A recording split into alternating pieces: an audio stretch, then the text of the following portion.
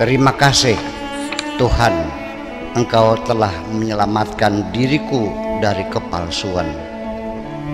Setiap cinta ini kuberikan kepada siapapun, di penghujungnya selalu mengecewakan.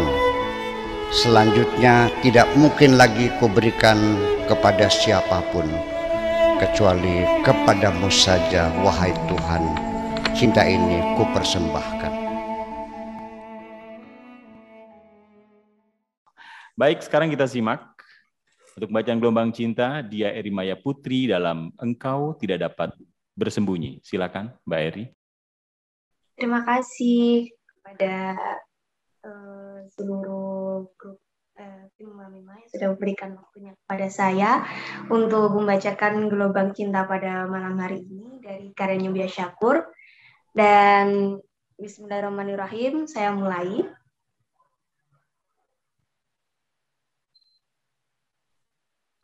Buya Syakur dalam karyanya Engkau Tidak Dapat Bersembunyi.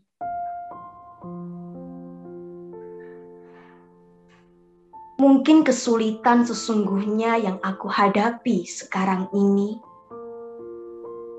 Wahai kekasihku, adalah karena aku banyak mengetahui kehidupan secara berlebihan.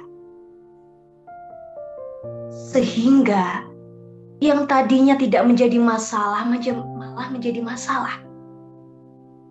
Walau demikian, aku siap menghadapi segala penderitaan sampai di penghujung kehidupan.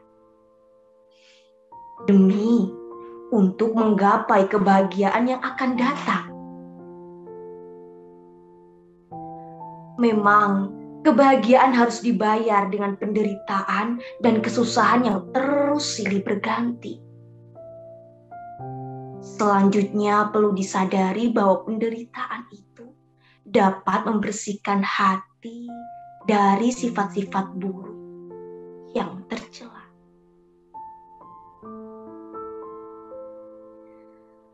Mungkin karena hatimu yang sangat mulia, wahai kekasihku, engkau mencintaiku hanyalah didorong oleh rasa kasihanmu terhadap diriku.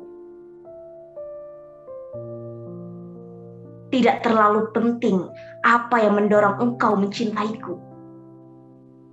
Karena yang pertama dan yang paling utama adalah aku tetap menjadi manusia di antara banyak orang. Sekalipun aku harus menghadapi berbagai musibah dan bencana. Dengan tidak perlu berduka cita dan putus asa. Itulah makna sejatinya kehidupan.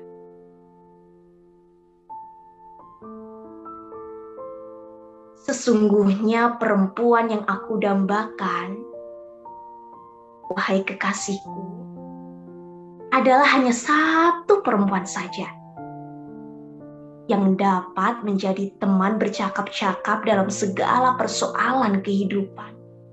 Dan aku merasakan seolah aku bercakap dengan diriku sendiri dengan penuh rasa nyaman. Sebenarnya berbagai macam pikiran yang berkecamuk di dalam otakku adalah muncul akibat terlalu banyaknya penderitaan yang aku hadapi. Penderitaan selalu saja mengajak aku banyak berpikir, sehingga wajar sekali ketika ada orang yang merasakan kebahagiaan hanya akibat karena tidak berpikir. Salah satu sebab yang sangat penting mengakibatkan aku mengalami kegagalan dalam kehidupan ini adalah karena aku menduga semua orang akan mendukungku. Semua orang akan membelaku. Ternyata semua itu tidak terbukti. Banyak orang menafsirkan kebahagiaan sebagai pemenuhan segala kebutuhan yang bersegera. Akibatnya, pikiran mereka terdistorsi dan hati mereka terpadati oleh hasut, dengki terhadap sesama. Lalu langkah selanjutnya, terjerumus dalam pola hidup mewah dan berfoya-foya. Tetapi sebaliknya, bisa terjadi orang yang paling bahagia adalah orang yang tidak punya apa-apa. Seperti diriku ini. Sehingga tidak pernah bersedih kehilangan apapun. Namun demikian, wahai kekasihku, aku dan semua orang pasti membutuhkan tempat berlindung yang dapat memberikan rasa aman dan nyaman dari topan badai kehidupan. Tidak ada tempat yang paling nyaman bagiku kecuali dalam dekapanmu.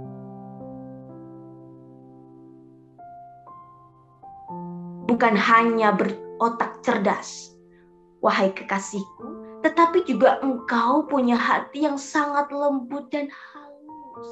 Sehingga seringkali tanpa aku mesti bercerita, engkau sudah terlebih dahulu merasakan apa yang aku rasakan. Setiap orang punya kebiasaan, tradisi, dan kearifan yang menjadi penggerak psikomotorik terhadap seseorang untuk menjalani kehidupan di dunia ini dengan nama dan nyaman. Memang, aku terlahir sebagai manusia yang miskin. Tetapi kemiskinan bukanlah suatu dosa. Tetapi kemiskinan bukanlah suatu dosa. Malah orang kaya yang banyak dosa. Ketika dengan kekayaannya itu, dia menghinakan orang lain.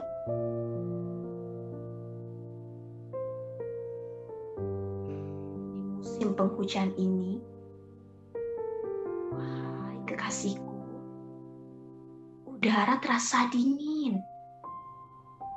Akan tetapi kurasa semakin dingin karena aku tidak mempunyai kenangan-kenangan indah yang dapat membuat tubuhku hangat. Kecuali hanya satu, yaitu kecupan bibirmu yang mungil menghujam pipi kiriku. Sesungguhnya penderitaan itu, wahai kekasihku, adalah merupakan sumber pemahaman terhadap makna kehidupan ini. Sekalipun memang aku pernah mengatakan kepadamu bahwa semakin banyak paham, kehidupan terasa semakin hambar. Ternyata kehidupan ini tidak lebih hanyalah main-main. Segala sesuatu pasti ada akhirannya. Setiap yang bernyawa pasti akan mati. Kenangan-kenangan indah juga akan berakhir. Rasa rindu dan kemesraan juga akan hilang. Lalu akan berganti dengan kebijakan dalam berpikir yang membuat segala kesedihan yang membisu. Lalu untuk apa kita melakukan pemberontakan terhadap kehidupan ini? Sesungguhnya kebahagiaan itu, wahai kekasihku, tidak dapat diwujudkan hanya dengan makanan yang sedap, dengan pakaian yang mewah dan harganya mahal. Dengan dendam dan kebencian, kebahagiaan hanya dapat tercipta dengan cinta abadi. Pernah suatu hari engkau memperingatkan diriku.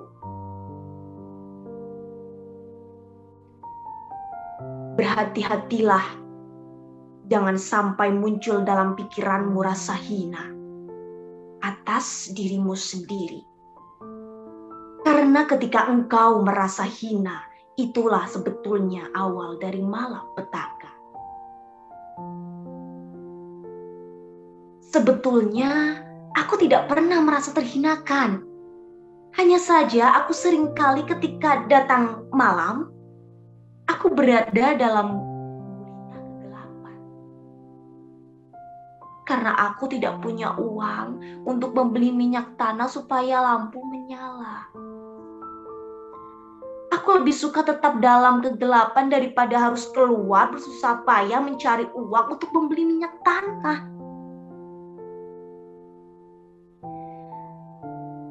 Telingaku terlalu sering mendengar istilah merubah nasib.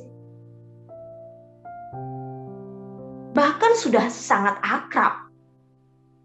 Tetapi realitasnya istilah seperti itu hanya merupakan ungkapan basa-basi belaka. Aku tidak tahu dari mana aku harus memulai untuk merubah nasib.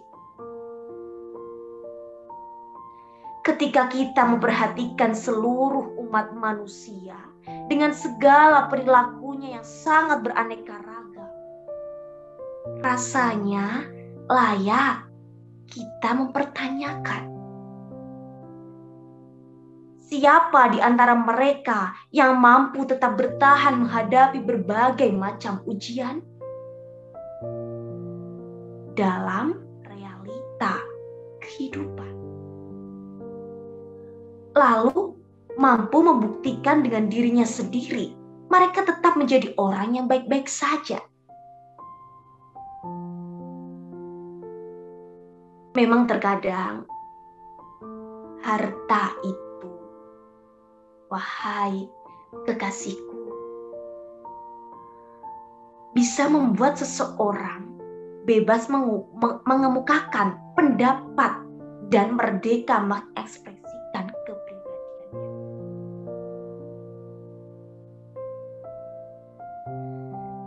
Memang dulu aku punya kebiasaan sering ikut campur tangan dalam urusan pribadi orang. Sering melakukan intervensi dalam kehidupan privasi orang lain.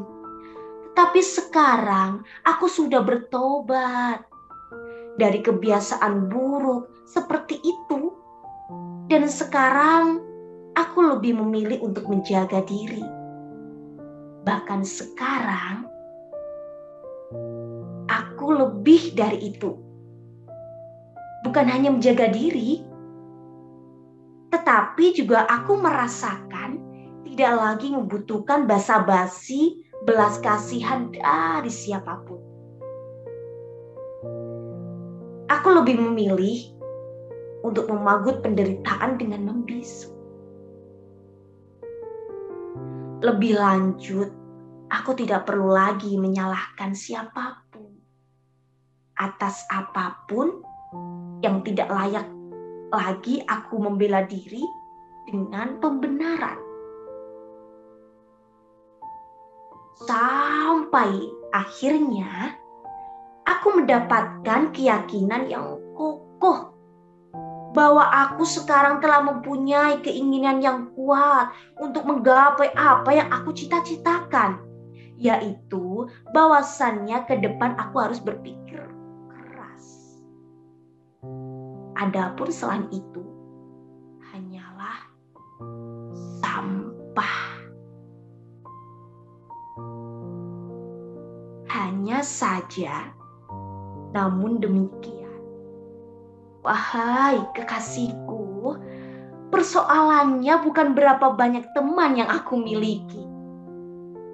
Tetapi adakah yang mau datang menghampiriku tanpa diundang sambil memelukku? Tanpa aku bercerita tentang kesulitan-kesulitanku. Ternyata sealam dunia hanya engkau sendiri.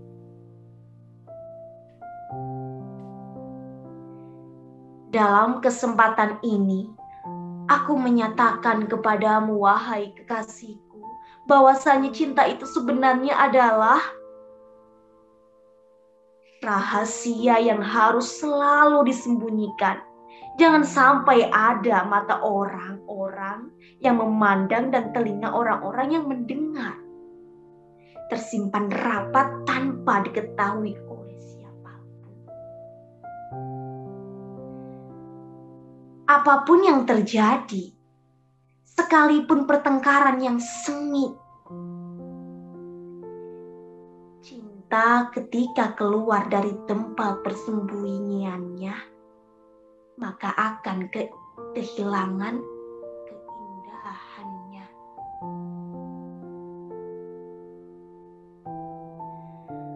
Aku sungguh sangat tidak mengerti. Tiba-tiba muncul keinginan yang kuat. Dalam diriku ingin pergi ke suatu tempat yang bersembunyi, yang tidak diketahui oleh siapapun. Lalu aku bersembunyi di tempat yang sunyi itu. Tempat yang gelap. Sehingga aku hanya menyendiri dengan pikiranku sendiri, sehingga tidak ada orang yang dapat mengikuti jejakku dan tidak dapat memahami segala pikiranku.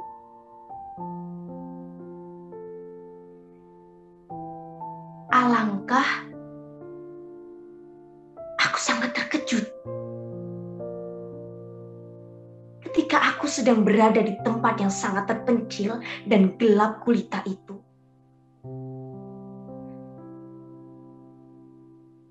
Engkau datang memanggilku. Engkau datang memanggil namaku. Tertitah dalam kegelapan dan akhirnya tanganmu menggapai pundakku dan menyentuh pipi kananku. Terasa halusnya tanganmu bergetar lembut memegangi leherku. Ketika itu, engkau mengatakan kepadaku,